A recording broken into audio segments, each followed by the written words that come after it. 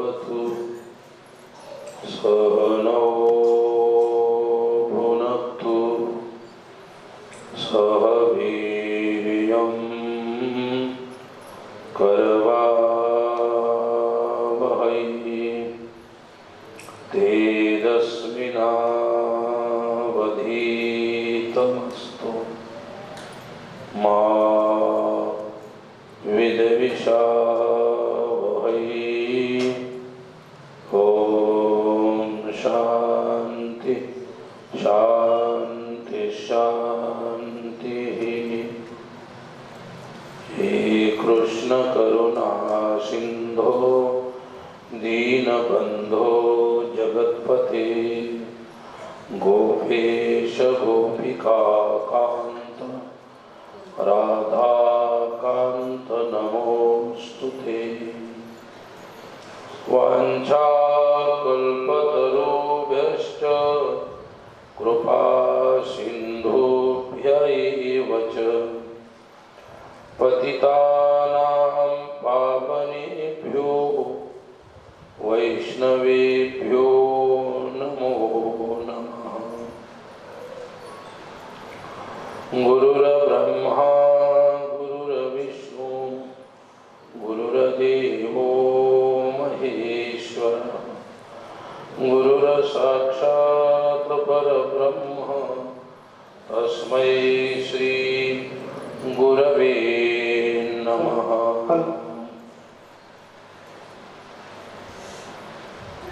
जेणे माझे हित होईल तो उपाव करशील भाव जाणूनिया मद नाही सुख दुःख तया खंती भावना हे चित्ती नाना छंदे तोडी हे बंधन तोडी आशा पाश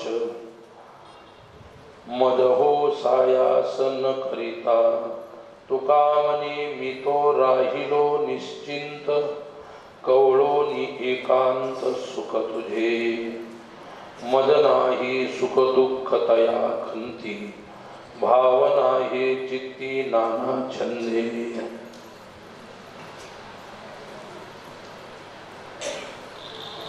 वर्धापन दिन महोत्सवाचा हा चौथा दिवस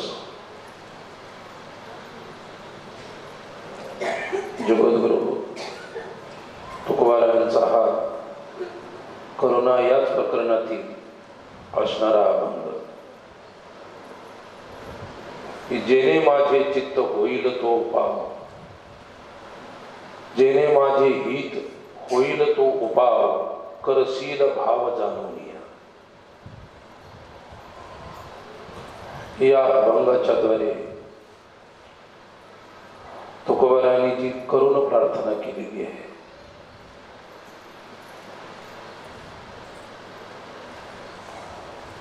माझं हित होईल अशा प्रकारची करुणा आपण माझ्यावरती करावी हा त्यांचा प्रार्थनेतील एक भाव आहे। तुकोबाराय म्हणतात तू माझ्या प्रार्थनेचा विषय आहेस तुझवीन मद कोण आहे सखा जे सांगो अधिका जीवभाव अंतकरणातल्या गोष्टी सांगण्यासाठी तुझ्याशिवाय माझा कोणीही मित्र नाही सखा नाही। तुकोबारायांनी केव्हा केव्हा भगवंताच्या प्रती आपला सख्य भाव प्रदर्शित केलेला आहे की हे नाथ हे परमेश्वरा हे भगवंता तुझ्या व्यतिरिक्त या जगामध्ये माझं कोणीही नाही आणि म्हणून मी माझ्या अंतकरणातल्या गोष्टी अंतकरणातले भाव अंतकरणातल्या इच्छा अंतकरणातील आकांक्षा कोणाच्या समोर मांडू जे सांगो अधिका जीवभाव अंतकरणातील उत्कृष्ट भाव तुझ्या समोर मी मांडू शकतो.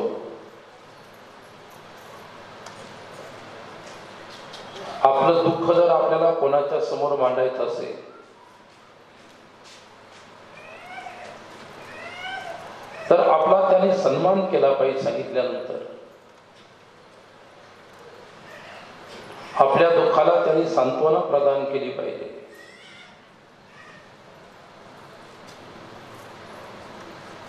कारण तुकोबा परमेश्वराला जीवाभावानं शरण आलेले आहे आणि ते प्रांजळ मनाने म्हणतात की मी काही मोठा भक्त नाही किंवा कोणत्याही प्रकारची भक्ती, त्याग, वैराग्य हे माझ्या ठिकाणी नाही.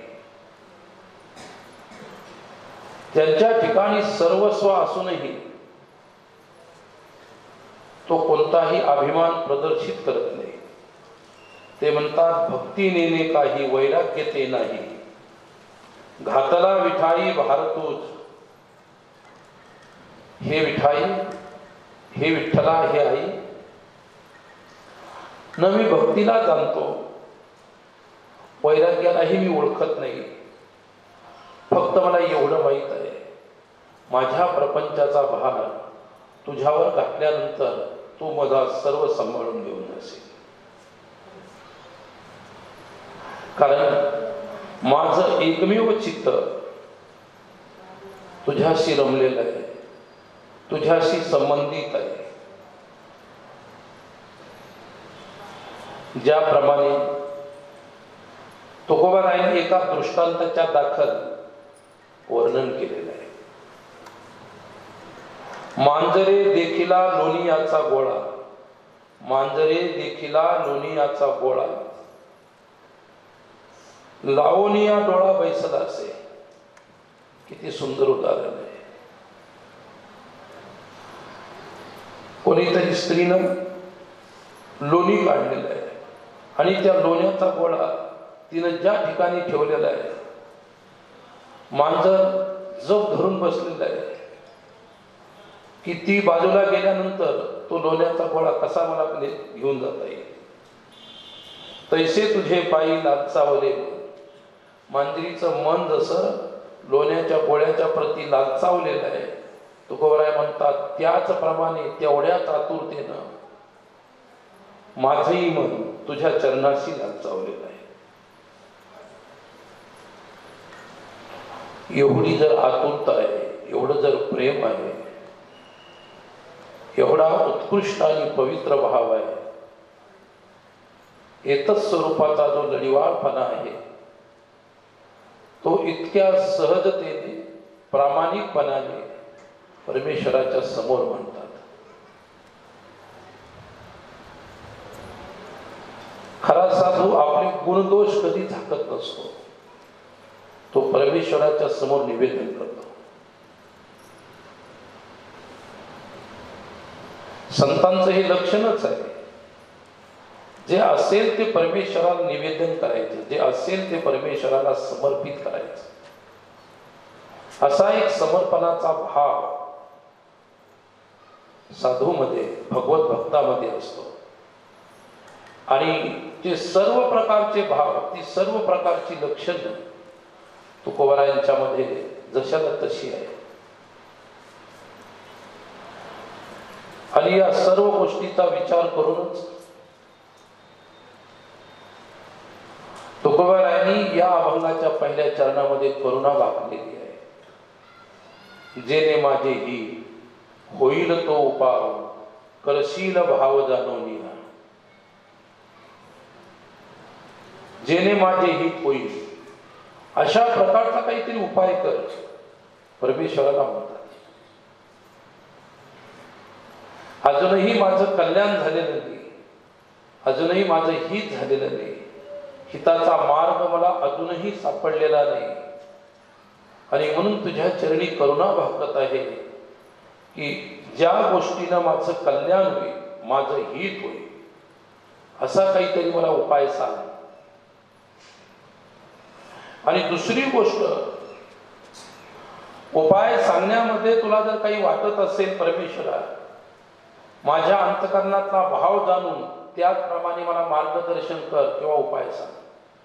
आणि तुझ्या प्रती जर माझा भाव नसेल तर काही हरकत नाही, नको सांगू. माझं असं काहीही म्हणणं नाही. एवढंच सांगायचं आहे की जेणे माझे हित होईल तो उपाय, ज्या उपायाने माझं हित होईल, ज्या उपायाने माझं कल्याण होईल, असा मला उपाय सांग. शास्त्र दृष्टीने हिताचे 3 प्रकार आहेत. नंबर 1 लौकिक हित, दुसरं पारलौकिक हित आणि तिसरं शाश्वत हित. 3 प्रकारचे हित आहे. लौकिक हित आहे. लौकिक हित म्हणजे लौकिकातलं हित, आपल्या प्रपंचातलं, आपल्या व्यवहारातलं हित. कोणी एखादा माणूस अडचणीत आला, आर्थिक दृष्टीने आला, काही त्याच्यावर दुःख आलं, तर त्याने दुसऱ्याला जर प्रार्थना केली की मला सहकार्य करा, समोरच्यानं सहकार्य केलं, हे त्याच्या व्यवहारातलं लौकिक हित झालेलं आहे. लौकिक हितासाठी सुद्धा एक करुणा वाकल्या जाते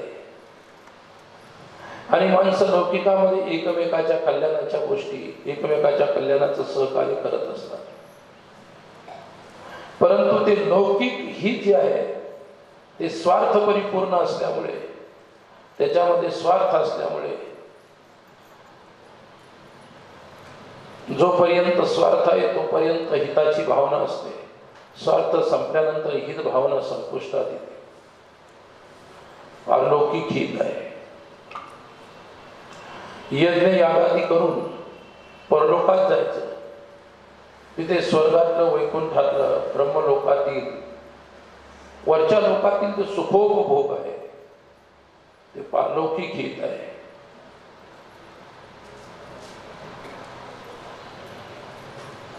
आणि पारलौकिक हित जरी झालं ते सुद्धा निरंतर हित नाही. गीता सांगते तेतम भुक्त्वा स्वर्गलोकम विशालम क्षिणे पुण्यमर्त्यलोकम विशन्ति एवं त्रयी धर्ममनुप्रपन्ना गतागतम काम कामा लभन्ते. मग तया पुण्याची पावटी सरे, सवेची इंद्रपणाची उठी उतरे, मग येऊ लागती माघारे मृत्यू लोका. पारलौकिक जरी हित झालं, पारलौकिक जरी हित झालं तर ते निरंतर राहणार नाही. ते सुद्धा क्षणभंगुरच हित आहे, खंडित हित आहे. ज्ञानेश्वरीमध्ये उदाहरण दिलेलं आहे. नहुस स्वर्गाधिपती झाला, परी राटी मांजी भांबावला, सर्पत्व पावला नेनशी काही. नहुस नावाचे राजा होते. त्यांनी 100 यज्ञ केले आणि 100 यज्ञ परिपूर्ण झाल्यानंतर त्यांना स्वर्ग प्राप्त झाला. स्वर्गात गेले. स्वर्गात गेल्यानंतर त्यांना इंद्रपद मिळालं. यज्ञाचं फल त्यांचं पारलौकिक हित स्वर्ग त्यांना मिळालं. आणि स्वर्गात गेल्यानंतर इंद्रपद मिळालं.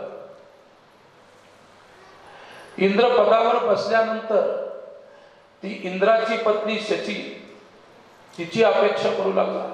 इंद्राचं पद मिळालं पण इंद्राची बायको आपल्याला मिळाली नाही. शेवटी त्याची इतकी फजिती झाली, ती शची माता सप्तऋषीला शरण गेली. ती म्हणाली की हा नहुष माझ्यावरती अशा प्रकारची नजर ठेवत आहे, त्याची दुष्प्रवृत्ती आहे, तो कामी आहे. नंतर त्याने पुढे सप्तर्षीला, त्याने ज्यावेळी त्या इंद्रपत्नीला इंद्राणीला म्हटलं की ठीक आहे, तू माझी पत्नी होती, म्हणाली ठीक आहे, तुम्ही जर सप्तऋषीच्या रथामध्ये बसून आला तर मी तुमची पत्नी व्हायला तयार आहे. हा सल्ला सुद्धा सप्तऋषीने दिला होता. काय केलं? नहुषाने सातही ऋषीला रथाला झोपलं आणि इंद्राणीकडे जाण्याची त्याला इतकी घाई झाली. अगस्त्य ऋषी पाठीमागे होते. लवकर लवकर चालत नव्हते म्हणून त्याने अगस्त्याला लाथ मारली. जशी लाथ मारली तशी अगस्त्याला शाप दिला, अरे मूर्ख सर्पो भवैती, जा सर्प होऊन जन्माला येशील. म्हणून म्हटलंय की नऊ स्वर्गाधिपती झाला परी राटी माती भांबला, सर्पत्व पावला निंशी काही. पारलौकिक हितापर्यंत पोहोचला, पण तेही अस्थायी हित असल्यामुळे त्याला शेवटी या मृत्यूलोकामध्ये सर्प होऊन पडावं लागलं. एकेकाळचा इंद्र झालेला त्याला सुद्धा सर्प योनीमध्ये येऊन पडावं लागलं. अशा प्रकारचा हे झालं पारलौकिक हित. ते सुद्धा नित्य हित नाही. म्हणून तिसरं हित जे आहे, तिसऱ्या हिताला शाश्वत हित असं म्हणतात. शाश्वत शाश्वत शब्दाचा अर्थ आहे सनातन हित, खरं हित, खरं कल्याण. आणि खरं जे कल्याण आहे ते कल्याण एक तर भगवंत करू शकतो या संत करू शकतात. म्हणून नाथांनी म्हटलेलं आहे की स्वहिता कारणे संगती साधूची, भावे भक्ती हरीची भेटी केली. जे सत्य आहे, जे खरं आहे, जे शाश्वत हित आहे, ते शाश्वत हित संत अथवा भगवंत करू शकतो. भगवंत ते शाश्वत हित करू शकतो म्हणून तुकोबारांना हे माहीत होतं. म्हणून तुकोबाराय प्रार्थना करतात, जेणे माझे हित होईल तो पाव. माझं हित होईल, माझं कल्याण होईल, अशा प्रकारचा मला काहीतरी उपाय सांगा. आणि उपाय सांगत असताना एक नियम घातला की भाव जाणून करशील.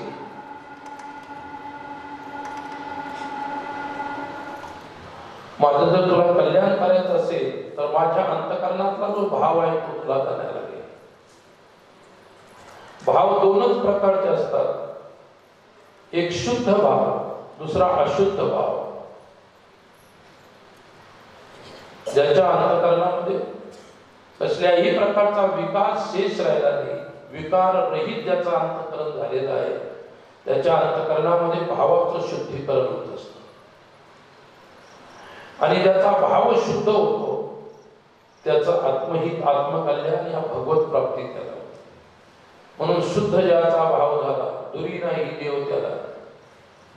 ज्याचा अंतःकरण अतिशय शुद्ध झालेलं आहे, त्याला परमात्मा दूर नाही. म्हणून म्हणतात करशील भाव जाणून या. भाव म्हणजे अंतरातला भाव. अंतरातला भाव म्हणजे अंतरातलं प्रेम. माझं प्रेम ज्या प्रकारे असेल त्या प्रकारे सर्व काही होईल. भावाचा जर आपण विचार केला तो खूप सुंदर चिंतन आहे. अंतरी जो भाव आहे, भगवंताला जो प्रिय भाव आहे, भगवंताला जो आवडीचा भाव आहे, जो अभिप्रेत भाव आहे, तो अतिशय महत्वाचा आहे. भगवान श्रीकृष्ण परमात्मा कौरव पांडवाचं युद्ध होऊ नये म्हणून शिष्टाईसाठी हस्तिनापूरला आले. हस्तिनापूरचे ते सर्व उन्मत्त लोक परमात्मा ज्यांच्या घरी आल्यानंतर त्यांनी कोणताही उपयोग, कोणताही फायदा घेतला नाही. शेवटी भगवंताची निंदा केली, अवहेलना केली, अपशब्दाने बोलू लागले. दुर्योधन म्हणाला, एक सामान्य गवळी आणि आता आम्हालाही शहाणपण शिकवायला आलेलं आहे. पुष्कळ शब्दाने निंदा केली. शेवटी म्हणाला, दुर्योधन तू आता आलाच आहेस तर राजाच्या घरचं थोडस भोजनही करून जा. दूध खाऊन खाऊन, दही खाऊन खाऊन तुझं तोंड ओशट पडलं असेल, त्यापेक्षा राजाच्या घरचं स्वादिष्ट भोजन करून जा. भूक तर भगवंताला लागली होती. परंतु जेथे श्रद्धा नाही, जेथे प्रेम नाही, जेथे कोणत्याही प्रकारचा आदर नाही, भगवंत तेथे न थांबता गंगेच्या पार ज्याने हस्तिनापुराचा त्याग केला होता. श्रीमद भागवतामध्ये लिहिलेलं आहे, गाम पर्यटन मेध्य विविध वृत्ती सदा प्रदोद शयनोद्भूत. श्रीमद भागवताचा दुसरा संत भागवतकार लिहितात, गाम पर्यटन मेध्य विविध वृत्ती सदा प्रदोद शयनोद्भूत. अवधूत्याच्या वेशामध्ये संसाराचा त्याग केल्यानंतर विदुरजीने राजवस्त्र सुद्धा हस्तिनापुराच्या दरवाजावर सोडून दिले. नको आता हे राजवैभव. विदुरजीने संपूर्ण फेकून दिले वस्त्र, शस्त्र सुद्धा तिथे टाकले. आता मला साधू व्हायचं आहे, शस्त्राचं काय काम? आता मला साधू व्हायचं आहे, उंच वस्त्राचं काय काम आहे? काय काम आहे उंच वस्त्राचं?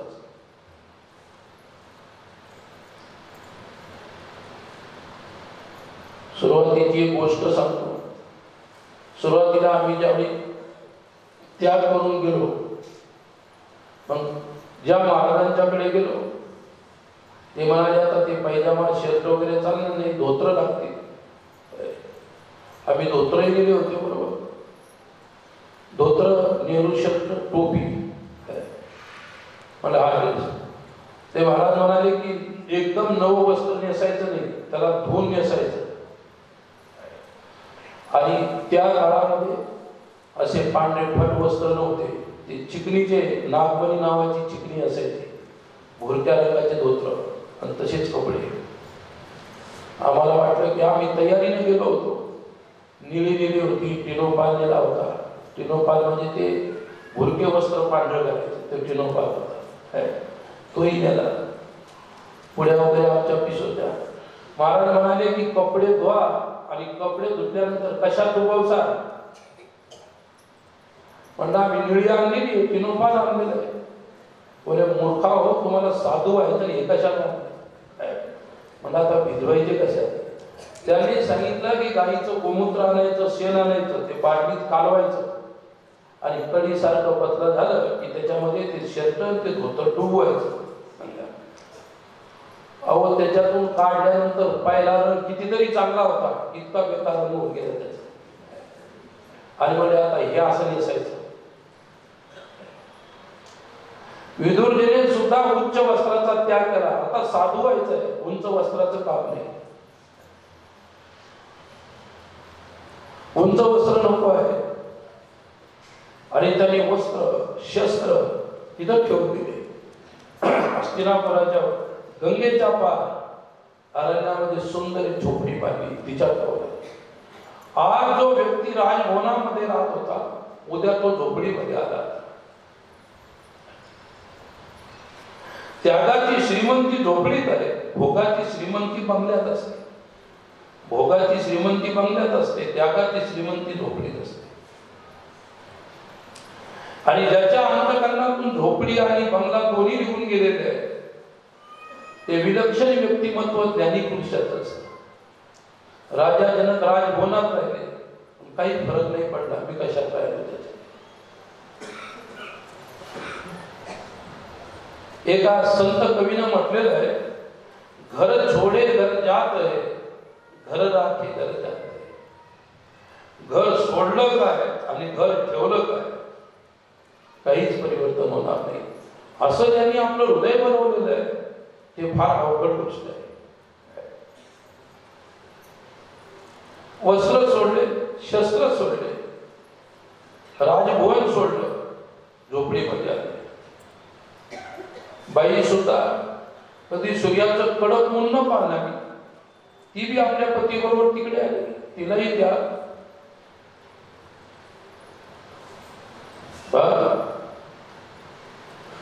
एवढा मोठा त्याग जीवनामध्ये विदुरजीच्या.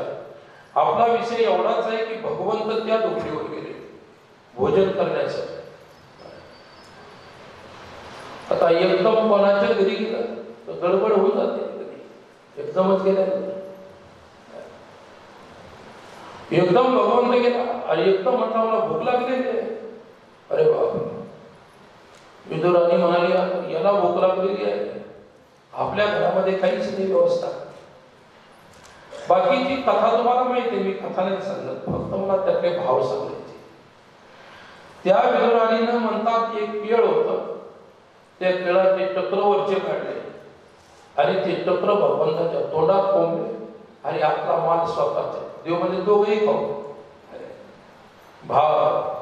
भावामध्ये झालेली प्रपंचाची विस्मृती किती महान आहे. भावामध्ये झालेली ही विषय विस्मृती आहे. तुकोबारांनी हे सुद्धा म्हटलेलं आहे की विषयी विसर पडिला निशेष, अंगी ब्रह्मरस कसा बला. ज्याला त्या परमात्मा प्राप्तीची ब्रह्मरसाची प्राप्ती झालेली आहे त्यांच्या गोष्टी आहेत. आणि भगवंताच्या तोंडामध्ये ती विदुर पत्नी अशी त्या केळ्याचे वरचे चक्र छिलके होते तोंडात घालूच लागली, तेवढ्यामध्ये विदुर आले आणि जोरात ओरडले, हे काय आहे? विदुराने काहीच म्हटले नाही. भगवंत म्हणले ते जे आहे तेच आहे, ते जे आहे ते तेच आहे, त्याच्या व्यतिरिक्त काही नाही. म्हणजे तिचा भाव जसा आहे तसाच आहे, परंतु विदुरजी तो भाव अजून तुमच्यामध्ये उदित झालेला नाही. त्या भावाच्या प्रती तुम्ही अपूर्ण आहे, पत्नी परिपूर्ण आहे. कोणाची भक्ती किती आहे ते त्याचं अंतःकरण जाणू शकते. शेजारी बसलेला माणूस नाही जाणणार की याच्या हृदयात काय आहे. मला एवढंच सांगायचं, करशील भाव जाणवून. अंतरीचा विदुराणीचा भाव जो होता तो भाव विदुरामध्ये सुद्धा उतरला नव्हता. विदुर ज्ञानी होते, विदुराची स्वतंत्र नीती चालते, नीतिशास्त्र आहे विदुराचं. एवढा नीतिशास्त्रज्ञ असणारा सुद्धा भावामध्ये कमी उतरला. भाव एके दिवशी स्वयं तुकोबारायांची पत्नी जिजाबाई तुकोबारायांची झगडा करायची, रोज भांडणं करायची, वाटेल ते बोलायची. एवढंच नाही, तुकोबारायांचा ईश्वर जो पांडुरंग त्यालाही शिव्या द्यायची. इतकी खतरनाक होती. पण तुकोबारायांनी भोजन केल्याशिवाय भोजन करत नव्हती. भाव पहा कसा आहे. झगडा करायची, काही बोलायची, काम नाही धंदा नाही, उठले की भजन, उठले की भजन, हे काय. परंतु तुकोबारायांना जोपर्यंत भोजन पोहोचत नाही तोपर्यंत स्वतः भोजन कधी करत नव्हते. एके दिवशी स्वयंपाक तयार केला, डोक्यावरती पाठीमध्ये भोजन घेतलं आणि आता जिथे तुकोबाराय असतील तिकडे जायचं आहे भोजन घेऊ. घरून निघाली म्हणजे पता नाही आमचा वेळा आता कुठं बसला असेल, कोणत्या डोंगरावर बसला, काय इतक्या अवघडात जाऊन बसतो सापडत सुद्धा नाही. जोपर्यंत अवघडात जाऊन बसणार नाही तोपर्यंत भजन सुद्धा होणं शक्य नाही. सोप्यामध्ये तुम्हाला कोणी घेतल्याशिवाय राहणार. शिव्या देतच चालली होती, सापडतच नव्हता, इकडे बघ तिकडे बघ तिकडे बघ. शेवटी बघता बघता बसता बरोबर होता, परंतु जाताना रस्त्याने तिच्या पायात काटा मोडला. पायात काटा मोडल्यानंतर अशी अंगाची आग होऊन गेली. जेल पट्टा सुरू केला. पांडुरंगाला काही शिव्या, काही तुकाराम महाराजांना शिव्या. समोर कोणीतरी गुरं चालत होता, त्यानं पाहिलं की काटा मोडलेला आहे, पळतच चला, आई आई म्हणत. सर्व जगाची आई ती जिजाबाईला आई आई म्हणत आला. पितामहस्य जगतो माता धाता पितामह वेद्यम पवित्र ओंकार दीक्षाम यजुर्येवच. आई तुमच्या पायात काटा मोडला वाटतं. बरं रे बाळा, माझ्या पायात काटा मोडलेला आहे. तो आमचा वेडा त्या काळ्या पांडुरंगाच्या नादी लागलेला आहे. पाणी किती अवघडात येऊन बसतो आणि तो काटा काढणारा ऐकायला लागला. काटा काढणाऱ्याने जिजाबाईचा पाय धरला, आपल्या गुडघ्यावर ठेवला आणि हळूच तिचा काटा काढला. म्हणजे मी त्रास सुद्धा होऊ देणार नाही, अजिबात त्रास नाही होऊ देणार. हळूच तिच्या पायाला असा काटा काढून घेतला आणि काटा काढल्यानंतर तिला फार खूप चांगलं वाटलं. बरं झालं रे बाळा, तू भेटलास, काटा काढला, असू दे, मी शिव्या सुद्धा त्याला देत असते, पण महाराजांना भूक लागली असेल, तुला कल्पना आहे का कुठे बसलेले आहेत? तो गुराखी म्हणाला, मला आवाज येत होता त्या बाजूला, तिकडच्या बाजूला. तिला काटा काढल्यानंतर त्यातून रक्त निघायला लागलं, त्याच्यावर वेदना व्हायला लागल्या. आणि त्यावेळी तो गुराखी म्हणाला, काही चिंता करू नका, तुम्हाला बरोबर चालता येत नाही, पाय घसरला वरची भोजनाची पाठी पडली, मी हात धरून तिथपर्यंत सोडून देऊ शकतो का? फार चांगलं होईल. त्याने हात धरला आणि सांगितलं, तो तुमचा बुवा बसलेला आहे, ते तिकडे महाराज बसलेले आहे, जा आता. हात सोडून दिला, हात धरणारा निघून गेला. तुकोबाऱ्यांच्या समोर लागली सांगायला, असा काटा मोडला होता, झाला बरा झाला, गुराखी भेटला, त्याने माझा काटा काढला, बिचारा फार चांगला होता, मी त्याच्या कुरळ्या केसावर हात सुद्धा फिरवला. काय? आणि तुम्हाला काय नुसतं भजन करायचं काम आहे? तुकोबारायांच्या नेत्रातून अश्रूचे प्रवाह होऊ लागले. ते म्हणजे तिथे, अगं तो दुसरा गुराखी कोणी नसो, तो माझा पांडुरंगच होता. काय सांगण्याचं तात्पर्य एवढं, तुकोबारायांनी कितीतरी भजन केलं होतं, परंतु जिजाबाईचे भाव, तुकोबारायांना अजून पांडुरंग भेटायचाच राहिला होता, अगोदर जिजाबाईलाच भेट झाली. ज्याचा भाव जेवढा उत्कृष्ट असेल त्याला तेवढं शीघ्र दर्शन होत असेल. म्हणून म्हटलंय की यादृशी भावना यस्य, ज्याची जशी भावना आहे त्या भावनानुकूल त्याला भेट किंवा दर्शन होते. म्हणून तुकोबाराय प्रार्थना करुणा भागत असताना म्हणतात, करशील भाव जाणवली. करुणा करायची असेल, कृपा करायची असेल, माझा भाव पाहून कर. माझा भाव जेवढा वजनदार असेल तेवढी वजनदार कृपा कर. माझा भाव हलका असेल तर ती हलकी कृपा कर. आणि भावच माझ्याजवळ नसेल, त्यांनी हे सुद्धा म्हटलेलं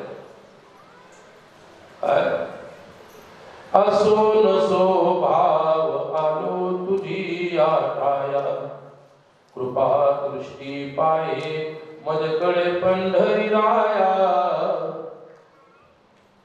असो नसो भाव आलो तुझी आठाया, कृपा दृष्टी पाये मजकडे पंढरी राया.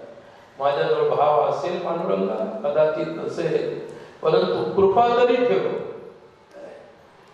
अर्थात नाही माझ्याकडे भाव, काही हरकत नाही, परंतु तुझ्या कृपेचा जरी ओलावा राहिला तर भरपूर आहे. वैष्णवाचं हृदय कृपेच्या, भगवत कृपेच्या ओलाव्याने सदैव भिजलेलं असतं. म्हणून कंठी प्रेम दाटे, नैनी नीर लोटे, हृदयी प्रगटे रामरूप. मग राम नामे उपजे आवडी. अशा प्रकारचे हे भाव आहे. वैष्णवाचं हृदय म्हणजे शुद्ध सात्विक भाव, शुद्ध सत्वगुण. आपणही सुद्धा वैष्णवाच्या मार्गावर आहोत, पण आपल्याला अजून पायरी सुद्धा सापडायची राहिली. वैष्णवाच्या मार्गाची पायरी नाही सापडली. आपण सध्या धुळीवर मातीवरच चालतो. फक्त आनंद एवढ्याच गोष्टीचा आहे की तो मार्ग धरलेला आहे, तो शुद्ध चांगला मार्ग. वैष्णवाच्या मार्गासारखा मार्ग नाही. श्रीमद भागवतामध्ये यद वैष्णवम आमनंती, वैष्णवाच्या मार्गाने जर तुम्ही गेला, एक दिवस तुम्हाला तो विष्णू, तो परमात्मा, तो भगवान भेटल्याशिवाय राहणार नाही. म्हणून भावाचं प्रकटीकरण केलेलं आहे.